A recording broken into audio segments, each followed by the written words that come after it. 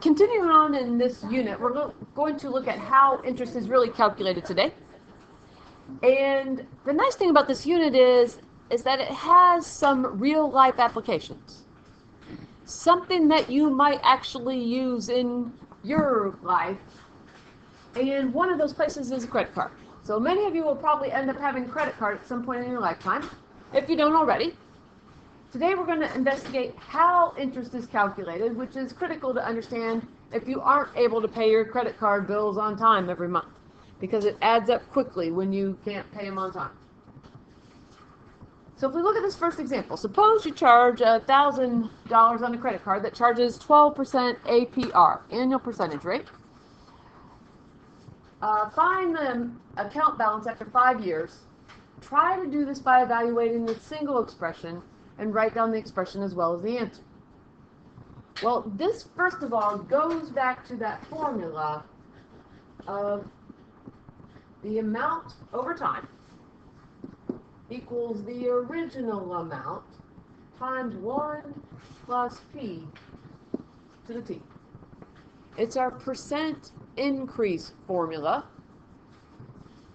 If we fill in a couple values here, and you might not have space to write this, but a sub 0 is 1,000. That's going to be our charge.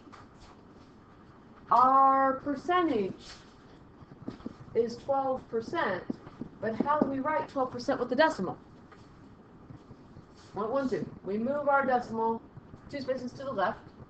It says find the account balance after 5 years. That's going to be our 5. And so we're going to fill this in.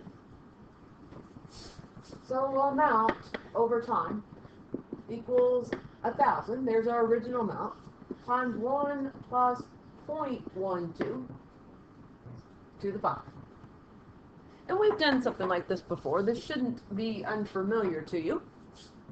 If we go to our calculator now and we type this in, 1,000 parentheses 1 plus 0.12, close the parentheses, to the 5.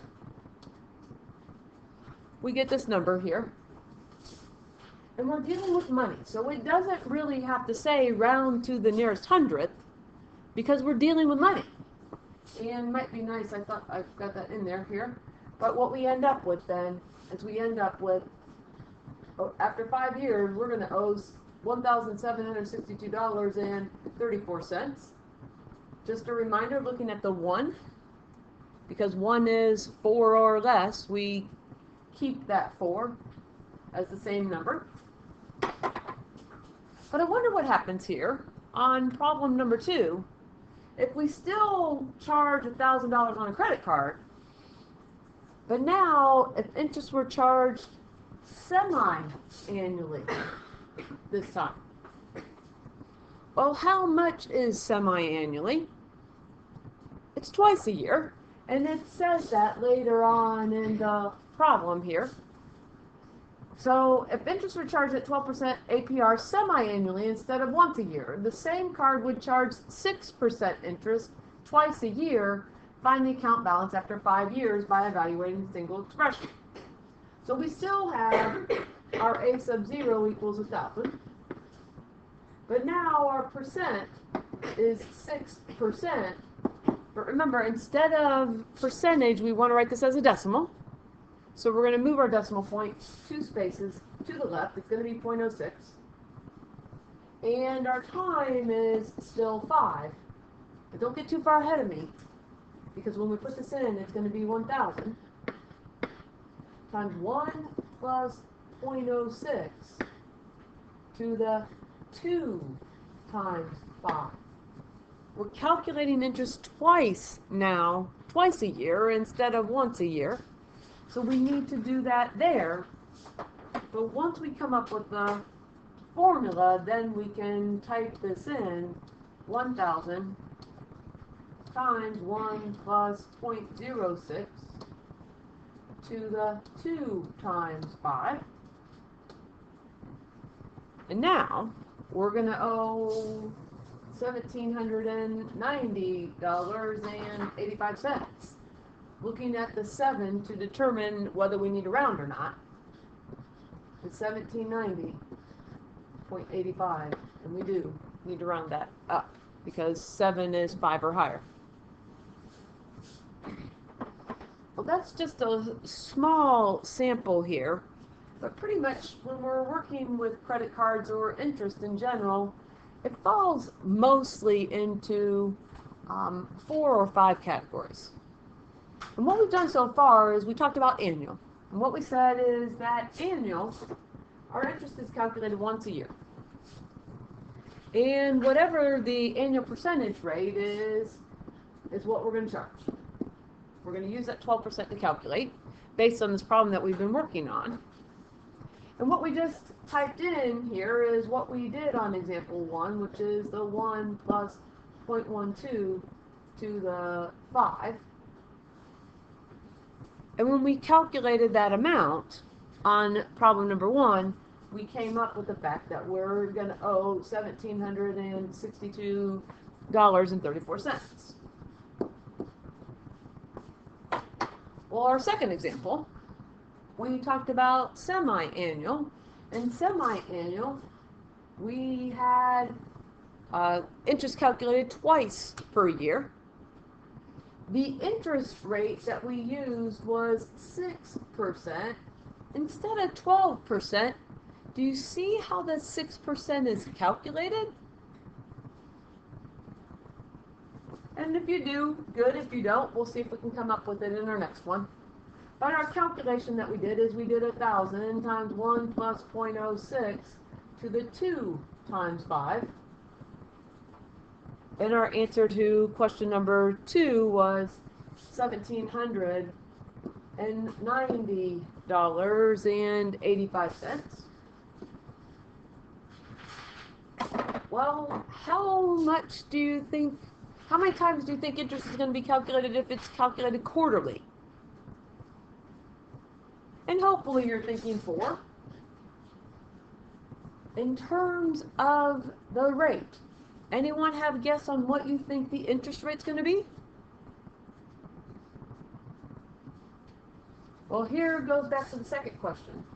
What we did to figure out the interest rate, we did 12% divided by 1. Well, for the semi-annual, we did 12% divided by 2 is 6%. So when we get down to quarterly, we're going to take 12% divided by 4, which is 3%. And now our calculation is going to be 1,000 times 1 plus 0.03. Notice that we changed 3% into a decimal. And then it's going to be 4 times 5, which we need to type in to come up with our value. 1,000 times 1 plus 0.03 to the 4 times 5.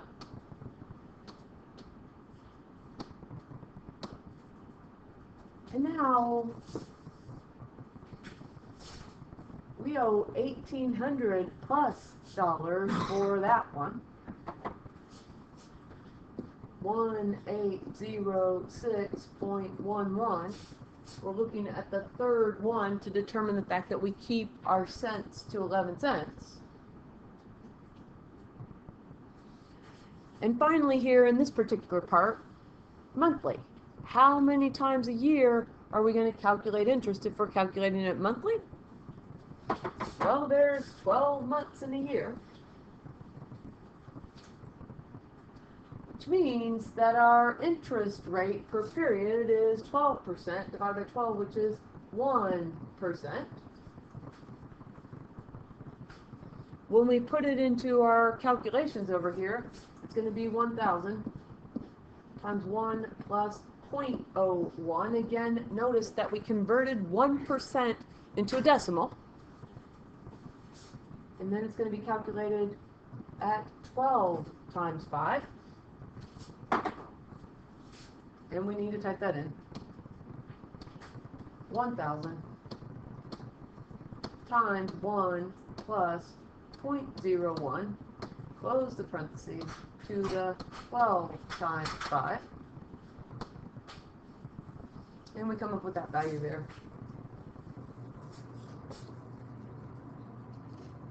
Which ends up to be, when we round it appropriately, to $1,816.70. Notice that second 6, it's 0.696. We're looking at the third place in the decimal. That 6 is going to round that 9 up to 0. And in fact, since that goes to 0, we also have to round the 6. So in other words, 69 cents rounds up to 70 cents. And if we take a little closer look here, what happens for each of these rates is that the more times the interest is calculated, the more money the credit cards are going to make, the credit card companies are going to make. Because annually we get charged $1,762, but monthly we get charged $1,816. So a lot more money. And in fact, that's what credit cards do. In general, they try to charge monthly. And I shouldn't say they try to, they do. But let's write a generic expression. Let's see if we can come up with a generic expression. And when I read this statement, it doesn't read as well out loud as intended. But it says, try to write an expression using only variables for the account balance, A, after T years, on an initial charge, P, at an annual percentage rate, R, calculated N times a year. There's a lot in there, I know. Eyes are rolling back in our back of our heads, myself included. Let's break this apart. So it says, write an expression using only variables. The amount for the account balance A after 2 years. Well, what are we going to start with here? Because really that's what we did with our percentage increase formula. We did A sub O. Well, in this one, on an initial charge, P. That's what we're going to start with. So it's going to be P. And then every single time we've done this, we've done 1 plus.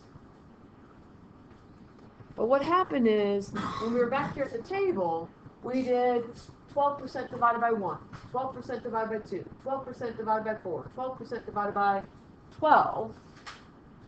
We took our percentage and we divided it by how many times it was going to be calculated. Was it once a year? Was it 12 times a year? Or somewhere in between? And then the last part that we did is we took how many times it was computed times our time.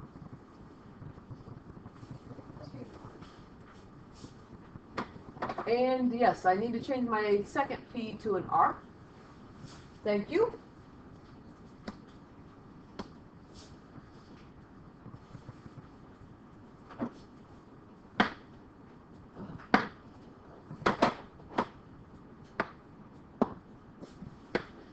There, we'll get this fixed there. Instead of P for percentage, which is what I was thinking, it's R for the rate at the annual percentage rate. But now we have it correct. Hopefully you weren't writing in pen. But on number 5 here then, it says, in reality, credit cards charge interest on monthly.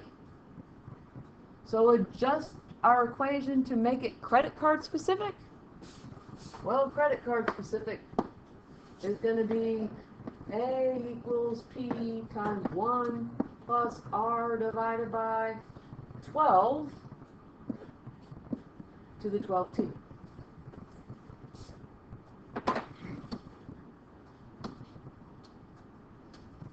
Let's flip our paper over. And what we've just been discussing is the idea behind compound interest. And compound interest is interest calculated on the initial amount, and it's also on the accumulated interest of previous periods. So if after a year we add that interest back in, and then the next year we calculate it on that total amount. And then after that year, we add that interest back in. And then the third year we calculate the interest on not only the initial amount, but the interest. In other words, compound interest can be thought of as interest on interest, and will make a deposit or a loan grow at a faster rate than simple interest, which is interest only calculated on the initial amount. The rate at which compound interest accrues depends on the frequency of compounding, but based on the table there on the front of the page, what we saw is it appears that the greater the number of compounding periods, the more the compound interest, which is true.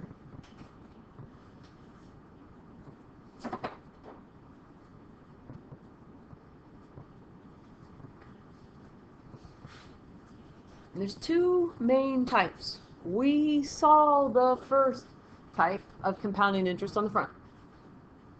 And that's in the table there. It's the left-hand table.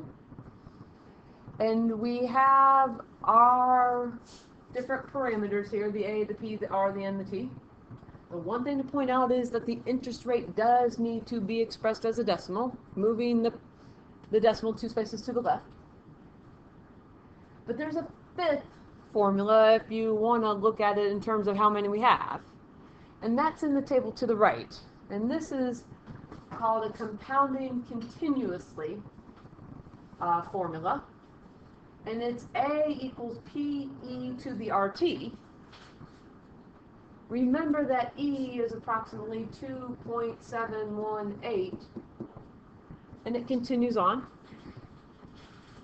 Sometimes people call it PERT, and that's okay. But E is that number, 2.718, and so forth. We have a E button on our calculator, and it's used over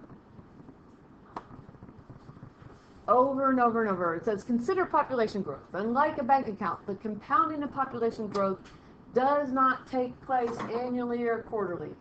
It's continually being calculated. It's going on all the time. Every second of every hour, people are being born and others are dying.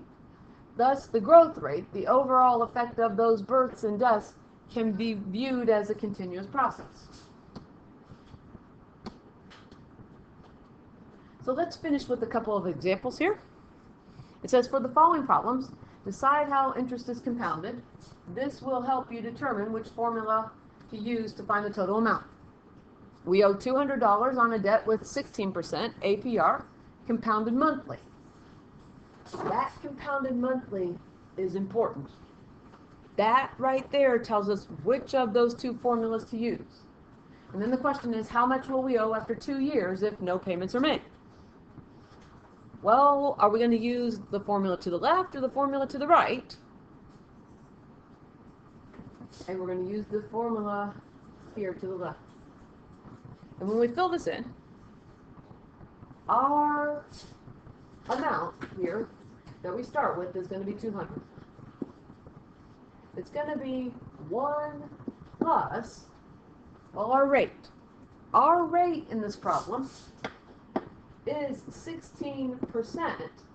How do we write 16% as a decimal? And it's 0.16. So it's going to be plus 0.16 divided by compounded monthly. Well, 12 months in a year, that means our N is 12. And then as we finish our formula here, it's going to be 12 times time, which is 2 years. And I'm kind of backwards here, because our original amount was the 200. I should have written that first.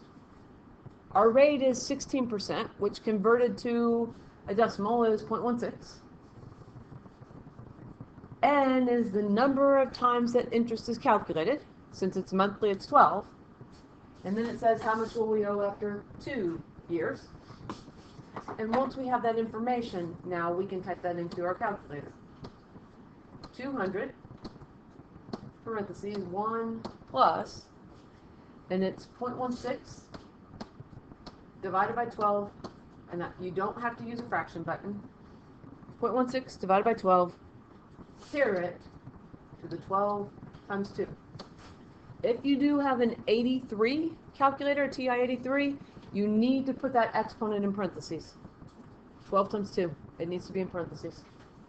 But now that we've got that, we can press enter, and we'll get our answer here.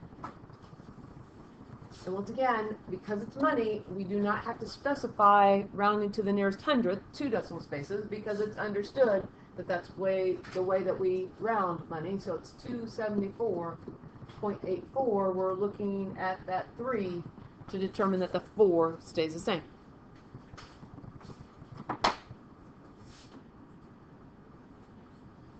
Lastly, we deposit $1,000 in a college fund that pays 1.2% interest, compounded continuously.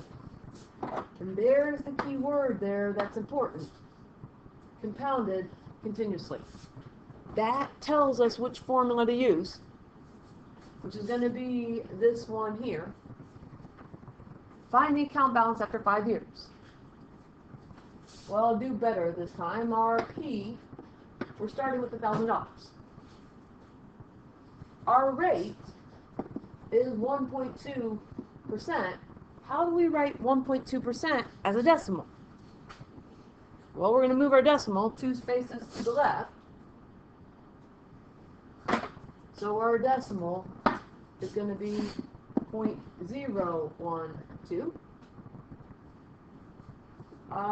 Our time is our other piece of information, and this one is 5 years. We've got our formula circled. It's A equals P, 1,000, times E. Remember, that's going to be a specific button on our calculator, to the R, which is 0.012 times T, which is 5. Again, if you have a TI-83, then you're going to have to put that entire exponent in parentheses. But we're going to type this in, and we get 1,000 times E. You can do second ln. We'll give you an E with an exponent. You can do the second and the division button. But it's going to be to the 0.012 times 5 for the 5 years. And there gives us our value, which is 1,061.84. We had to round with that 6. We had to round the 3 up to a 4.